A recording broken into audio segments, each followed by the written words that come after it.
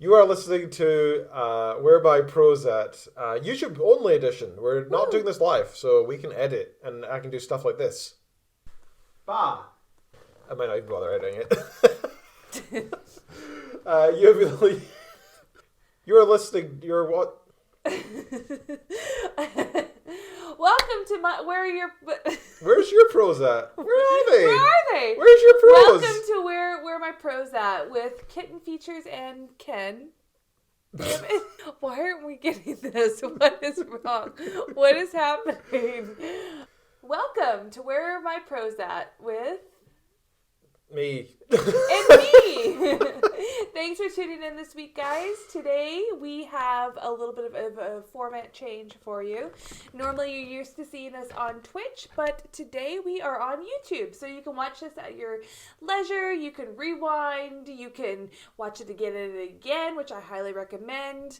Do all those good YouTube-y things. We are now YouTubers. How crazy is that? Yeah, we can actually edit our videos. This gives us a bit more use of our technology. We can use multiple cameras, multiple microphones and such, in theory.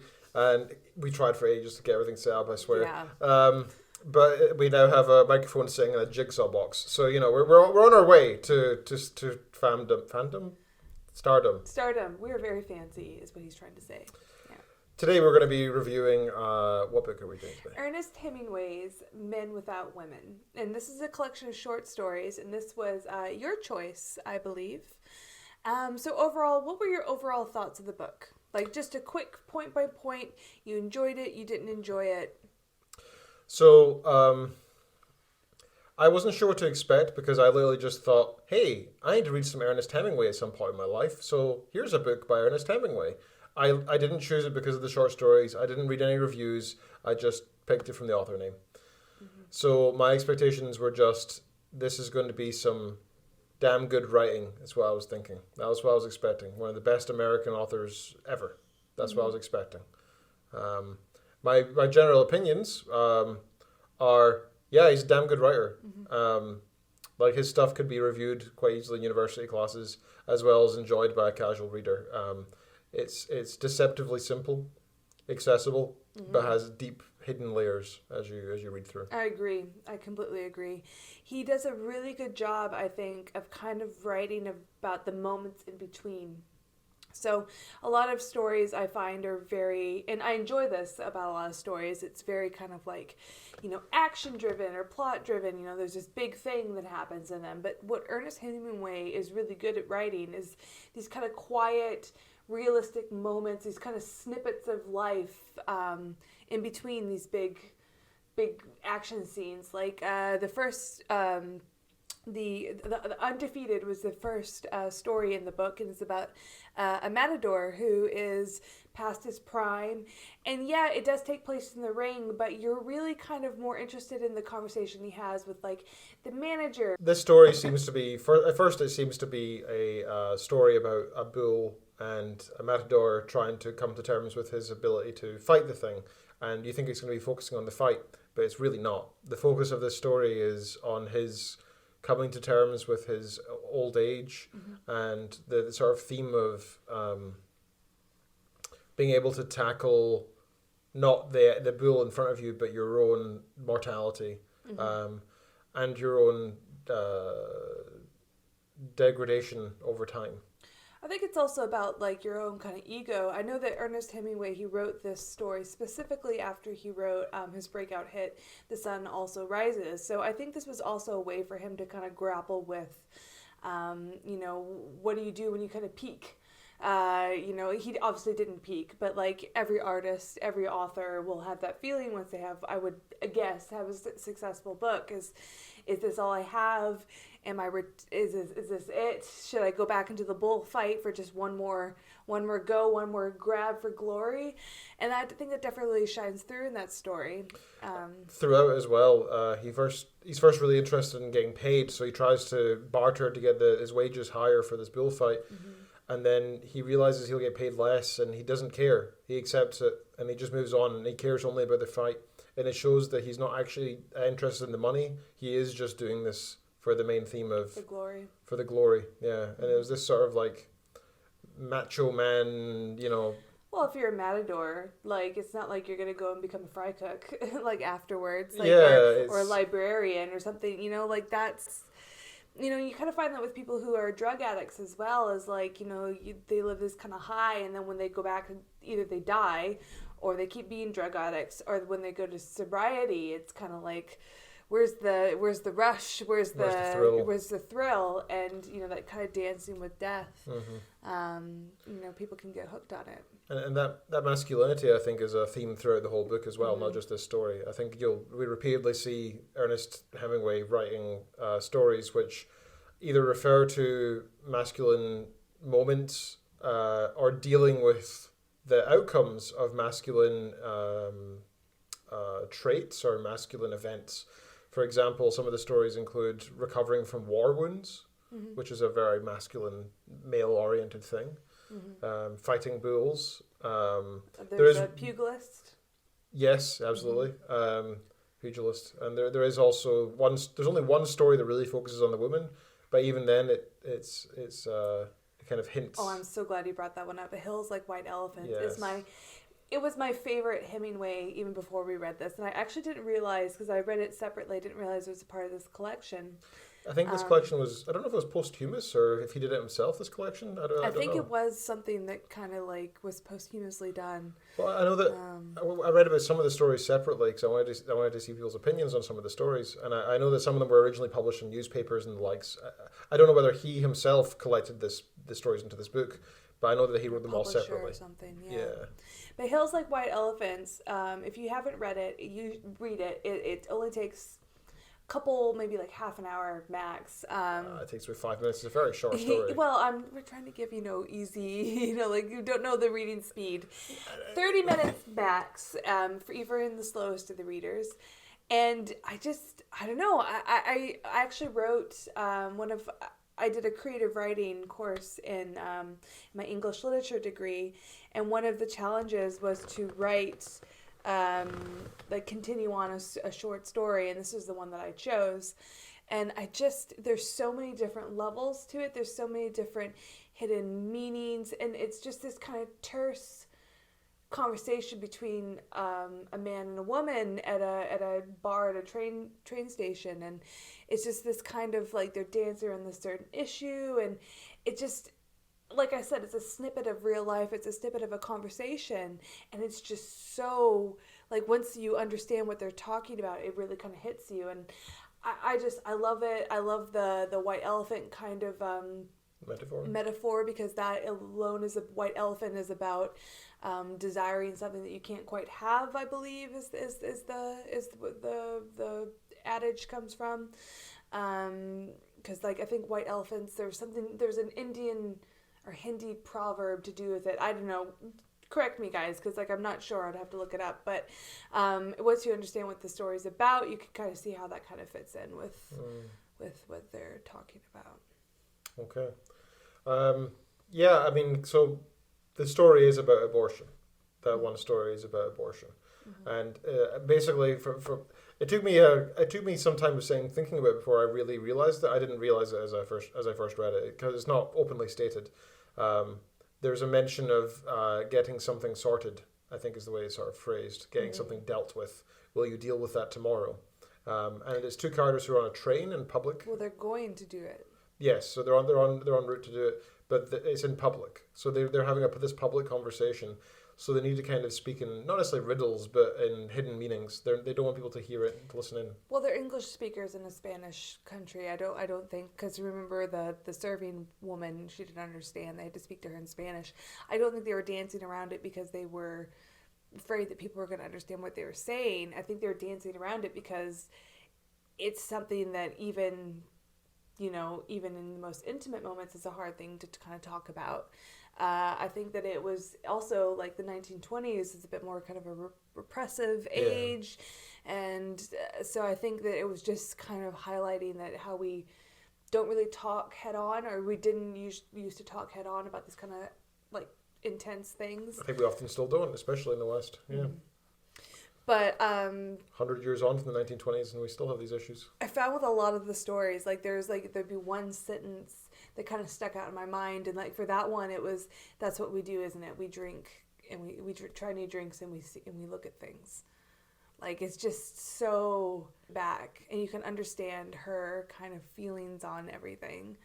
And it makes everything feel rather surface level and shallow, whereas I think the idea of having a baby is more of a deeper thought that defines a life, literally another life as well as your own. Whereas drinking and seeing new things is shallow and comes and goes, and it's not something that defines your next 20, 30 years. Mm-hmm. It defines the next night. Mm-hmm. Another one of the really interesting stories was in another country. Mm-hmm. I think it was the second book the second story in the novel.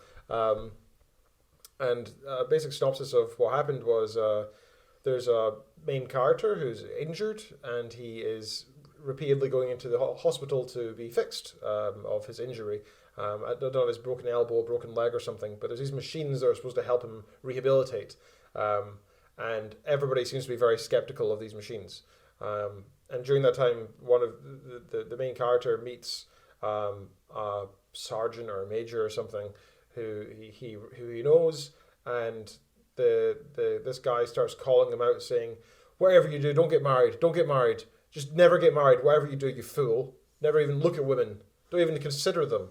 And he's sort of like, that was a weird experience. He's never talked like that before. And then he immediately finds out afterwards that his wife died suddenly of pneumonia or something. Yeah.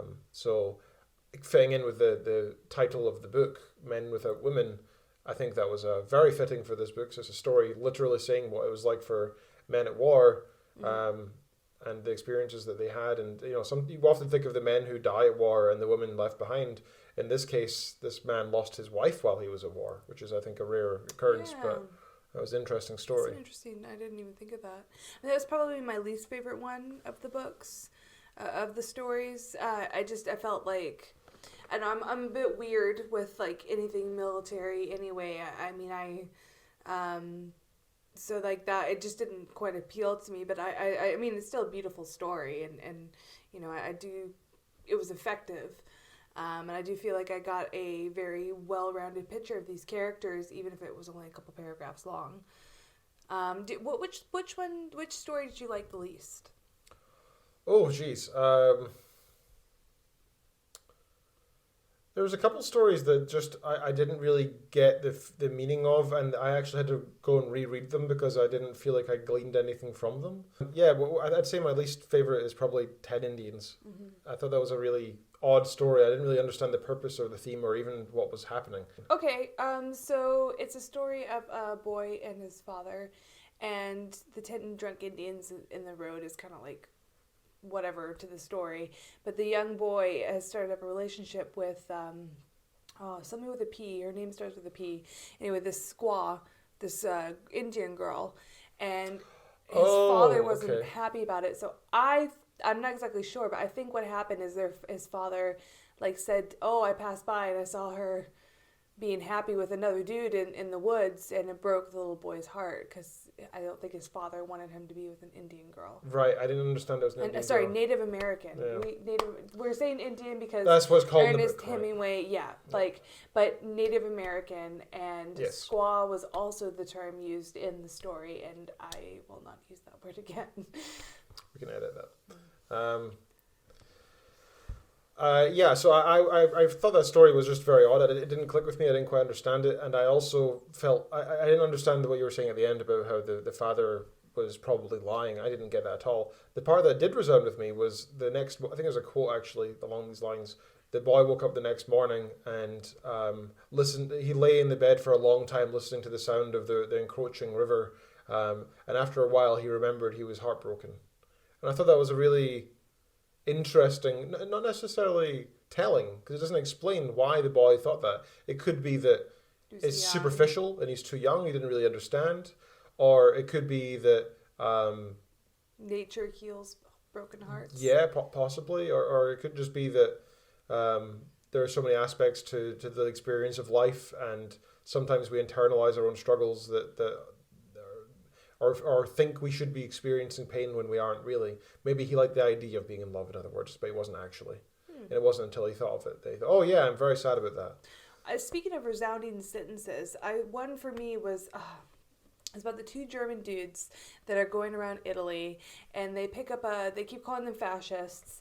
They pick up a fascist, and he rides on the top of their car, which is hilarious. And then they go to a restaurant, which is really actually just a brothel, and they kind of like go and see all these different parts of Italy during Mussolini, and there's even like big paintings of Mussolini up and everything, but the last sentence in the story was like, as they had only been there for 10 days, they did, as anyone who has a 10-day holiday realizes, they can't get an accurate picture of the country that they just visited, which is hilarious because obviously what Hemingway was trying to say is like they were seeing the culture.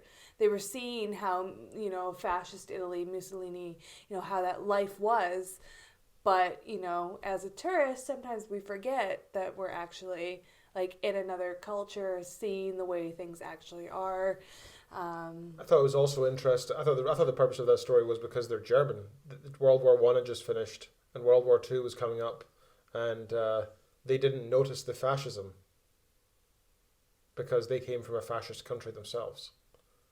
Yeah, but he didn't say they didn't they didn't notice the fascism. They said they didn't understand they weren't able to experience the culture because they were there for so short. But they actually did experience the culture. That's exactly my point, though. They thought that they hadn't because they were only there for 10 days.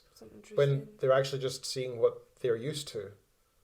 Fascist culture. Yeah, but I think that German fascism was very different from Italian fascism. For sure. I think there's a lot of marked differences. They were like allies. They weren't carbon copies of each other. So, I mean, I think that's an interesting take on the story, but I don't know if I agree. Okay, that's fine. Yeah. Yeah. Overall, how was it listening to the story? Because you always do the audiobook and I always do the novel. It was good in some stories. I feel like some of the stories really were additionally impactful due to the audiobook. The pugilist tale with the boxer who just wanted to go home to his wife. He just wanted to go home to his wife and put on that stupid bet that he then failed to reach because of his own ego, effectively. Which I don't think he regretted in the end. I think he was happy to do it. No, I think he just wanted to go home. I don't know, but still, he could have lost and then taken the 50 grand anyway, and then gone home or doubled it or whatever. Yeah. I don't know. Ego over money. That's an interesting. I think that was layer. Yeah. Yeah, I think that was one of the main parts of that story, and I thought I really enjoyed that story. I thought that was something to take away from, and again, leaning into these ideas of masculinity and how it has this drive in man where he really shouldn't have been doing that. He said himself he was wanting to retire and so on. But the moment he was even slightly offended, he felt that he had to stand up, rise up and fight further, even losing so much money. Like the Matador. Yeah. Yeah, where that kind of one last grasp at glory. Yeah. Yeah. That's a recurring theme, I think. What was your question?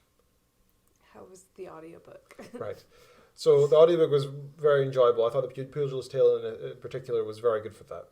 I feel like but there was some stories that, like I said, just sort of, I didn't realize that they'd started and ended almost. I felt like it was just getting into it, and then it seemed over and done with, and I realized I wasn't paying that much attention.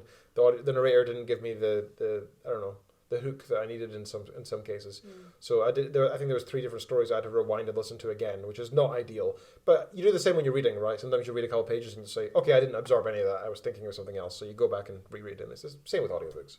So overall, it was impactful at times and not in others. So I'd give it like a 5 out of 10 for narration. It was fine. What would you give the collection overall out of 10? Or is it out of 5 that we do? It's out of 5 usually. Yeah, out of 5. It'll be 8 out of 10, 4 out of 5.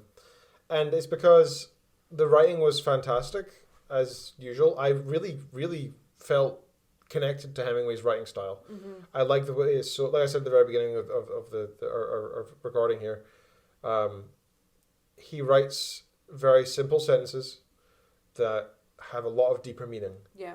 And I really ascribe to that writing style. It's very stoic kind of. It is a very stoic kind of masculine writing style, and that resounded with me personally. I don't like the overly flowery where it takes 3 pages to describe a single scene, a setting. I love overly flowery. And I don't like the opposite, where it's too simple, and like Fight Club, where Or you're just... T.S. Eliot, where you don't know what the hell is going on. Well, Fight Club is quite the opposite. You have no idea where the characters are. It's just the characters doing things. That's not interesting either. You need a fine middle point, and I feel like Hemingway was very good at that. He could really describe what the character was thinking, or doing, or discussing, or the setting as it's important. He didn't go in depth with any of them. He had this nice, just enough of each, and I really appreciate that. That really resonated with me. I think that that's quite an art to be able to Yeah. write like that, and that's why he is Hemingway. So there's a couple of quotes that I wanted to share.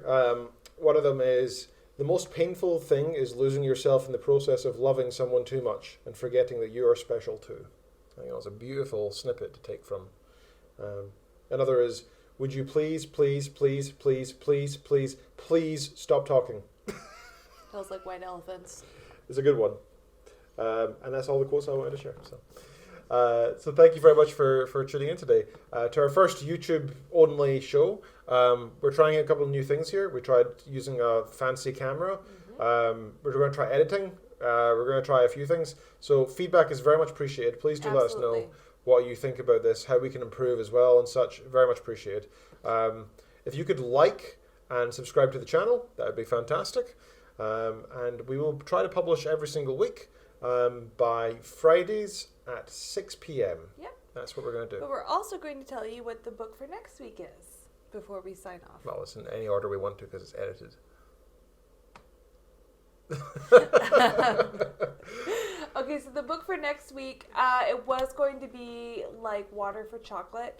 Unfortunately, as you guys probably know, if you've been listening to this show and for a while, that I try to get most of my books from the library. Now, I do have a hold on this book, but it's going to take a month to get to me. So, right. So next week, instead of like Water for Chocolate, which we are going to do because I absolutely adore the film. I've never read the book, but I love the film so much. It's so beautiful. It's so beautiful, and it makes you so hungry when you're watching it because so good.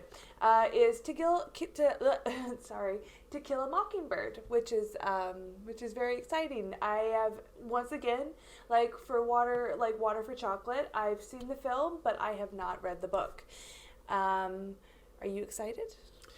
I am excited because it's a book that I've wanted to read for a very long time. It's been such an important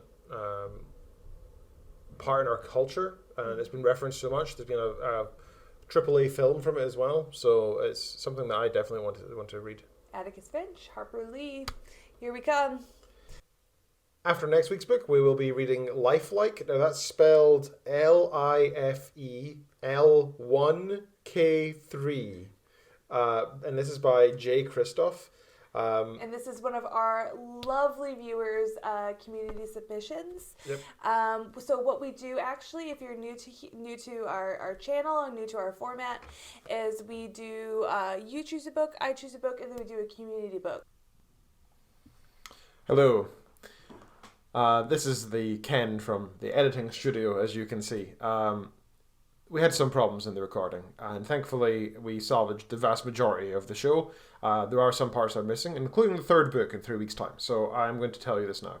The third book is, Lexi already mentioned it already, but just to add on to the third in the row, is Like Water for Chocolate.